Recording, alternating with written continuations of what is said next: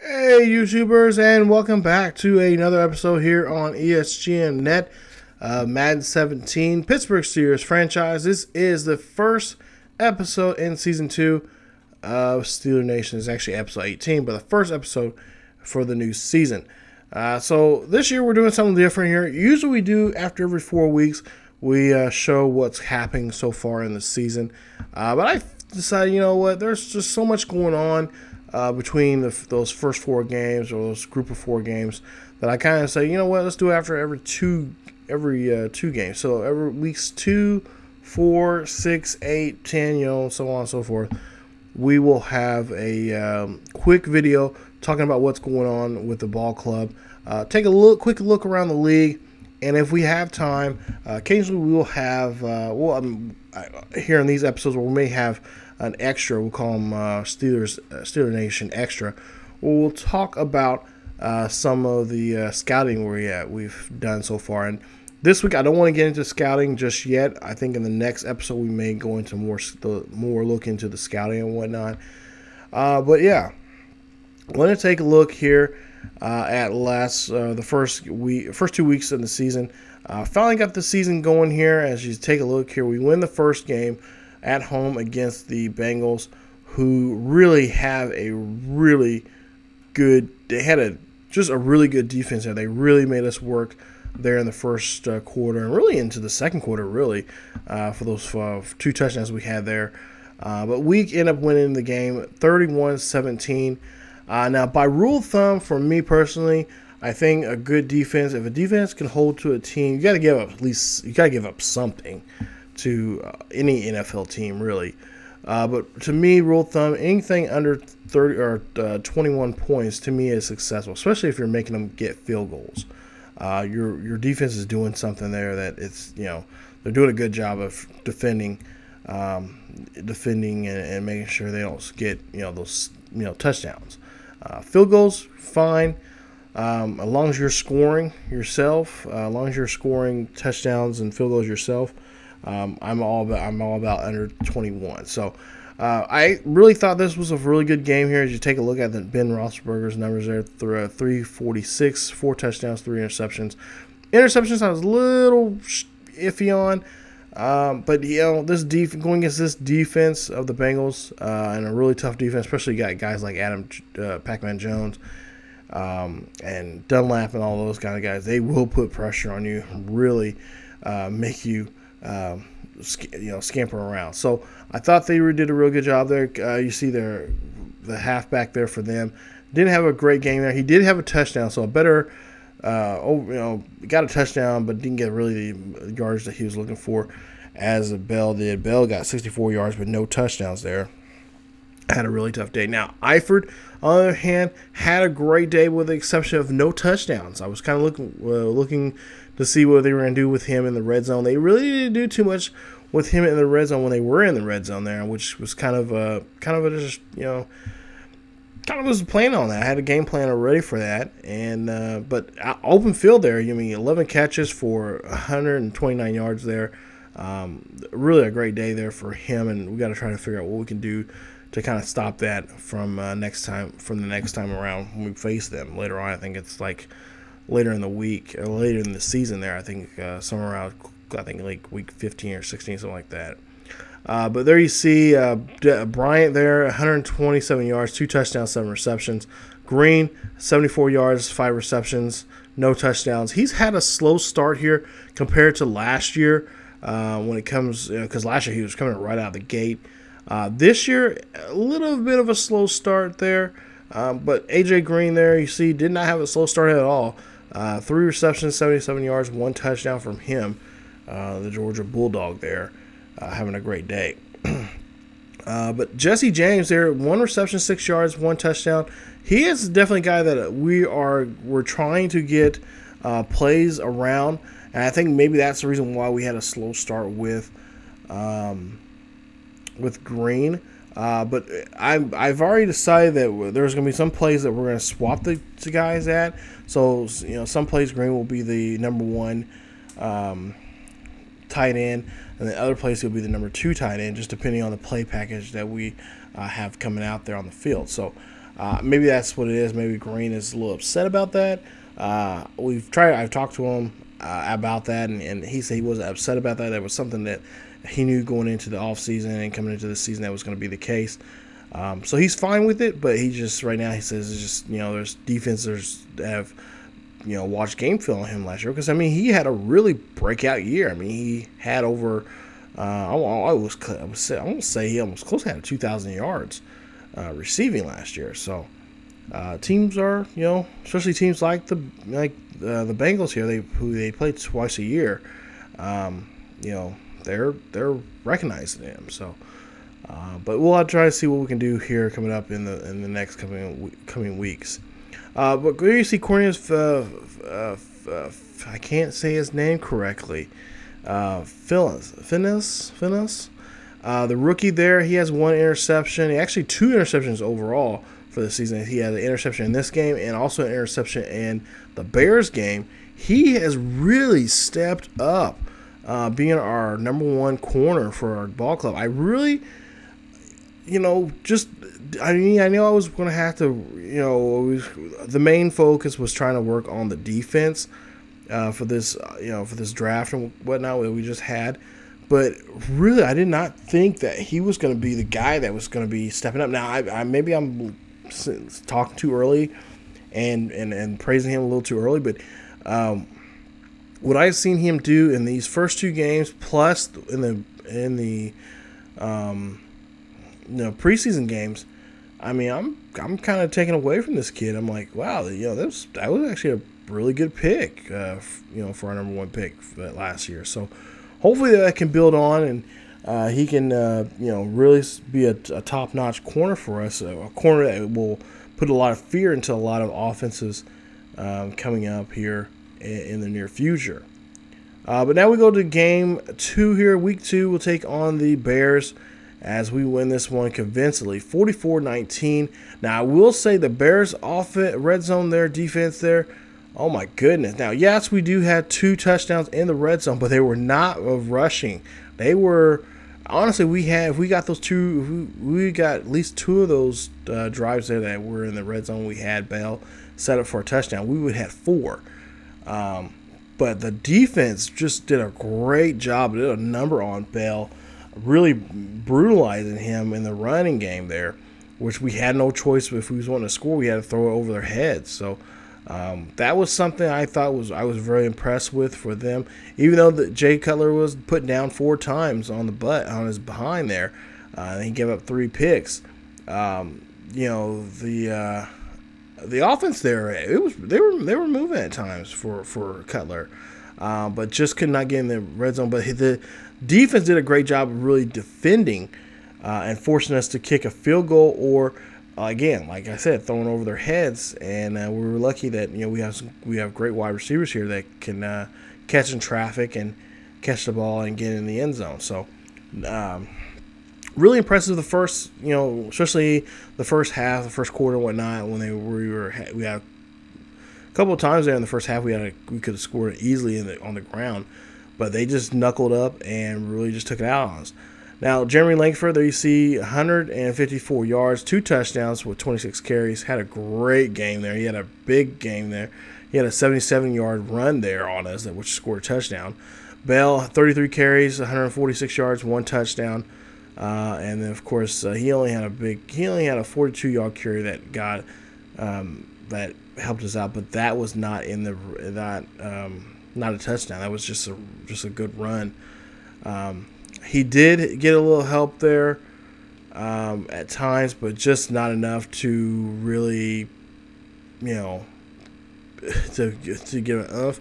I was thinking about using the fullback a little bit more in the red zone there, but I figured, if they're not letting Baer in, they're definitely not going to let the fullback in. So we just had to really do a good job of trying to, focus and try to get the ball in there with Antonio Brown and also Green in the ball game there. Of course, Green had 61 yards, 2 touchdowns there, 3 receptions in the ball game there. Modest day there for him. There you see his numbers there. Green, there you see just two yards shy of 100 yards there, 8 receptions with 1 touchdown for him. in the ball game. So, we did a good job of really sticking the offense, the Bears wide receivers there, and really hold on to I should say hold, but held them up on just not doing too much scoring us and getting in the end zone. So I like that, how the corners did that. Play call was, by far superb. I think the guys up in the booth there really doing a great job of really focusing on it and figuring out, okay, we need to call this. We need to call more dime package, more often, because we have the corners that can do it. Last year, not so much the case there, and hopefully, these young corners and safeties that we picked up will really just start getting better and better from week to week. There you see Malcolm Sawell. There you see 2 sacks in that ball game. Like I said, he had a great day there, and like I said, I thought it was kind of good. Originally, he was there you see he's right in, but we put him inside as a second tackle. Eventually, if he gets good enough, we might put him as a nose tackle. We may go back to the 3-4, so we can have that extra linebacker out there. But for right now, we're going to stick with the 4-3. And again, depending on what teams we play, what we've played in the past and whatnot, like the Bengals, we may just play a 3-4 just against them, and then everybody else will switch it up to a 4-3 defense. So, been kind of tinkering with that and practice mode and stuff like that, and just seeing how that will work out for us. And so far, by the looks of it, it looks like it could be something we could actually, would be beneficial. So, like I said, this first week I was so glad that we were able to, put some pressure on Cutler, because honestly, Cutler's not the best quarterback out there, and especially against the offensive line like the Bears have right now, they're kind of flimsy. We could just go right after him, and there was several rushing plays that if you guys watched the video, there were several blitz packages that we had there that we were just on top of him as soon as he snapped the ball. It was already too late for him to really go out and do anything. So, but now we're taking a look at some of the overall numbers here just for the first 2 weeks of these ball games. 7 touchdowns and 4 interceptions for Ben Roethlisberger. So far, 200 yards now, 1 touchdown for Bell. There you see 172 yards, 1 touchdown for Green. Bryant, 2 touchdowns, 160 yards for him. 111 yards there, and 3 touchdowns for Antonio Brown. But you guys can go back and pause the video and check out the rest of those numbers there. But for the most part here, I think these first 2 weeks it's actually been pretty good.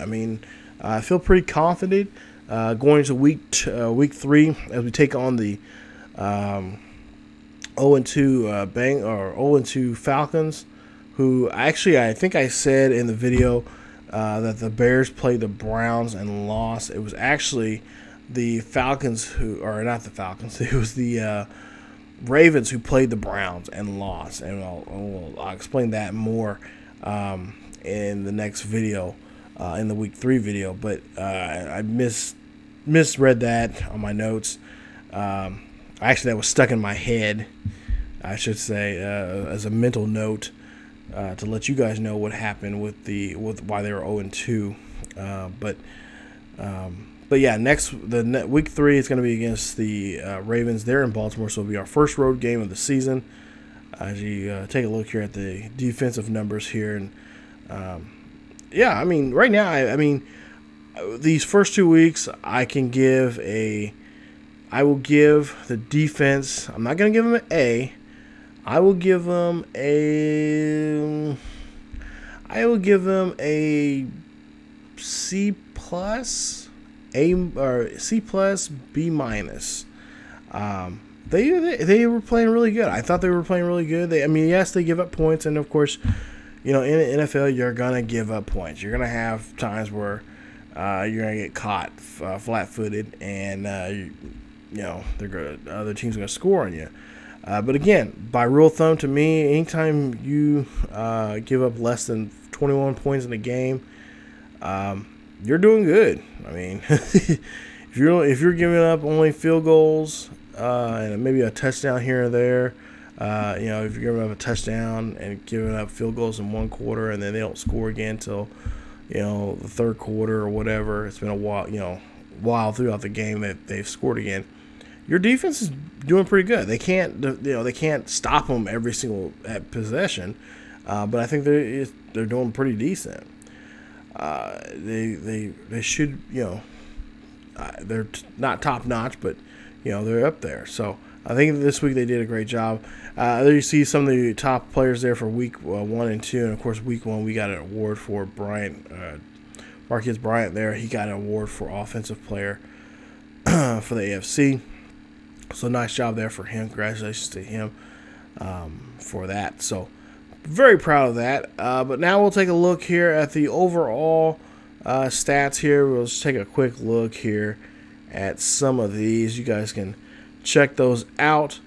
But yeah, I don't know. I don't know what else to say. I don't know what else to say about these guys and what they've done these first 2 weeks. I'm very happy with the way the defense is coming together, the way they've been playing, especially with the corners and safeties. And that was something that was being looked at. The next thing we're going to be looking at for this next off season is the offensive line, and try to figure out what we're going to do with our linebackers. As we got we got a decent core of linebackers here, but I kind of want to get rid of some of them. And this is basically these first couple of weeks are open auditions to find out who's going to be sticking around as a backup and who will be giving their walking papers, to say the least, here when the time comes to start releasing players. So that is something we're going to be really working at here. Same thing with the defensive line there.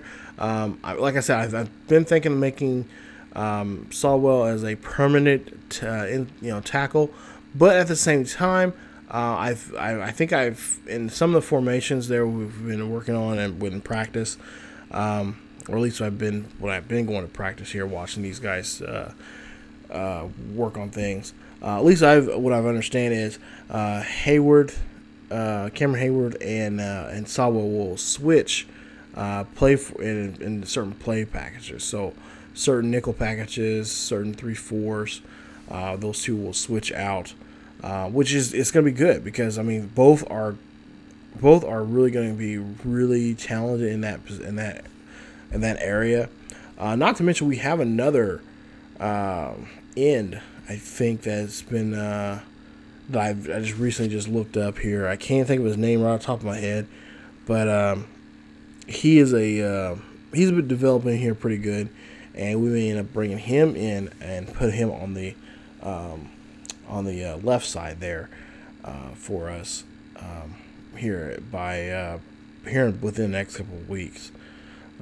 So I think I feel confident with the defensive line. I think we just got to work a little bit more with them and get them going there. And I think after we work, we've got not saying that the corners and safeties are done yet, but at some point when we do get to a area in at some point of the season or down the road here, maybe the next season or two, we can start really focusing then on the offensive side of the ball and really kind of flush out the offensive side, the line or the offensive line there, and also our linebackers. Start putting some more pieces there when it comes about. So I really don't like to use too much free agency, which I'm kind of glad that happened to us, because now I'm like, okay, I got some up and comer guys that I've drafted that are or have been on the team already and working within and not really using too much of the free agency and really kind of saving some money for ourselves here, just staying within our own means and not really going outside. and trying to pick up other guys. But at the same time, you know, there are some defensive guys I've noticed here on the free agency list that I would like to pick up at some point. But for right now, we're just not in the position of doing that. I have been putting a couple players on the trading block, and haven't got anything out. You know, haven't, how you say it, nothing is bit yet on the line on the trading block there. But I have a feeling there's going to be a couple of teams that are going to be looking for some things that could we could, you know, swap some draft picks, future draft picks coming up for the upcoming, you know, when we have our draft and stuff like that. So I'm willing to do that, working with some team, or I shouldn't say me, but the Steelers have been working on some things, trying to work with other teams for future draft picks later on. So yeah, we're gonna be working with that here, with that and so much more here as we go along. You know, get closer and closer and deeper into the season. So. But yeah, this, like I said, this is only week 3. We're only going in week 3 now. I'm already kind of, I've already kind of got there's already been a roadmap of how things are going to be going here, which is nice because that that means right there the organization has a plan that they're willing to go on, and then not to mention you got to take some detours here and there to get where you want to try to get to, but. We got an idea of some plans that if, okay, this doesn't work, we'll go with this. And then if this doesn't go work, well, then we'll go to plan C, D, E, F, G, and along down the road. So, yeah, I mean, I don't know how much I can say about this defense, man. This defense really just played really well now, and I'm kind of, knock on wood here. As I'm knocking on my desk here, I'm hoping that this does not change, and we will. Now, don't get me wrong, there's going to be a game or two where we're going to get our butts handed to us, and the other team's going to be the better team on that day. But yeah, I mean, for the most part here, I'm hoping that it'll be somewhere like a really exciting, close game, where it comes down to a possession or whatever. So. But for right now, I like how this team is playing. They're playing good. They're playing as a team. They're united, and there's not as much else I can say about them. I mean, they're a really, really good team, especially with those corners and safeties. They're really working their butts off and really getting around the field as much as possible. Even though there was times where they give up. Some yards that they shouldn't be giving up, but at the same time, I think it's just because of the old classic Madden glitch that happens from time to time there. But there you see the kickers numbers there. I know I'm not getting into too much of this, but just showing you guys some of the numbers there for the season. Again, there's a certain person or certain teams or whatever you guys want to look at, just pause the video, check them out, and see whoever you're looking at is doing for this so far this season. Occasionally, I'll try to show you guys some of what's going around the league, if it's important. I think if it's important. But I thought this first 2 weeks, I thought it would be kind of nice, give you guys an idea of what's going on now. Next week, or then the next 2 weeks, it may not be the case. I may just show what the Steelers are doing. And then, like I said, I want to have another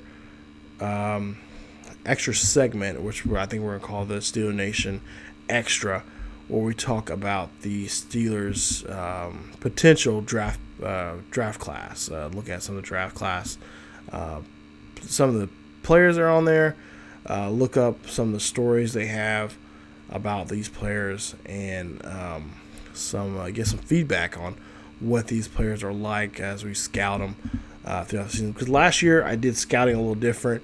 I waited till the end, and I just showcased some of the ones that we were interested in and talk about their background and what they were involved in, as they were coming in, as they were playing for whatever school they were with. I'm still going to do that, but I think this time around we're just going to give a handful, maybe 4 or 5 players that we are looking at that we think that we're taking, that we have a watch out for our team, that would be a good good piece, maybe that missing piece that we need for our offense or defense or wherever the case may be. So that is something we're going to be looking at here. I think in the next episode, so it'll be episode 19, where we'll take a look at that for you guys. So there you see punt returns. There you see, take a look here, quick look at around the league at the standings right now. And there you see the Steelers 2-0 going in here into week 3. Like I said, the Ravens 0-2. Go to the AFC South. You got the Titans 2-0. You got Texans and Jaguars 1-1, and then you got the Colts. My Colts, man, 0-2. They're starting off there, so not so good there in Indy. And now we'll go ahead, take a look at the AFC East, and you got the Bills 2-0. Patriots, who do not have Tom Brady this year, 1-1. Jets 0-2, along with the Dolphins there in the AFC East basement. AFC West, Broncos 1-1, along with the Chiefs and Raiders and Chargers. So that right there looking like a good division right now, a strong division. AFC North, or I should say NFC North, you got the Packers 2-0, Lions and Vikings 1-1, and then the Bears, of course, 0-2, who we just played. I think now we're going to go to the NFC South, I believe. Yeah. Saints 2-0, along with the Panthers. 1-1 for the Falcons, who they're in their new stadium this year. And then the Buccaneers 0-2 there to round out the South NFC division. And then we'll go to the NFC East, and we have the Eagles 2-0, along with the Giants. And then the Redskins and Cowboys having a tough start here. 0-2 for the season. As you see them both in the cellar in the NFC East. And finally in the NFC West, what does it look like? You got 2-0 for the Seahawks and Cardinals. And then 0-2 for the 49ers and Rams there. So those teams right there looking to have a Cardinals and the Seahawks look at that a really good start here. 49ers and Rams, not so much the case there, as of course the Rams are in LA there. But here's to take a look here at your week 3 matchups there. You guys can pause the video and check out, see what team, what your favorite team is playing, what team in week 3. And there you see some pretty good matchups coming up in this week 3. Of course, there's our matchup right there. Ravens there. It's going to be a really good game. Hopefully it'll be a competitive game. Unlike what I've seen the numbers from for against when they were playing against the Browns. It looked like it was a really competitive game. It came down to a possession. And of course, the Ravens obviously came up short of winning that game. But the Monday night game, Vikings Seahawks. Sunday night game, there you see Giants Cowboys there at Cowboy Stadium. And then of course your Thursday night game, it's going to be the Lions going against the Rams in LA. So a very exciting week coming up for week 3. And we are almost, I think we're going to wrap up this episode with some re-signing here. So we got 2 guys we have to think about re-signing here. It's going to be Antonio Brown. There you see his numbers there, our superstar development player, our #1 wide receiver here. And there you see some of his numbers there. 7-year player from Central Michigan, 181 pounds, 5'10". And there you see his numbers there for this season. And we have to make a decision on if and how we're going to bring him back. So we're going to look at here his salary and of course his signing bonus here. We're thinking about trying to get him some really good signing money, some guaranteed money here, so we can go ahead and just lock him in for a solid 5-year contract. Now that right there will go ahead and get him to his is at least 34 years of age. So that would pretty much get him to his prime in his career. But there you see there. I really like the salary, but he wants a little bit more the duration and bonus. So we'll have to work on that. He actually wants more salary here. So we'll have to kind of negotiate with him on that.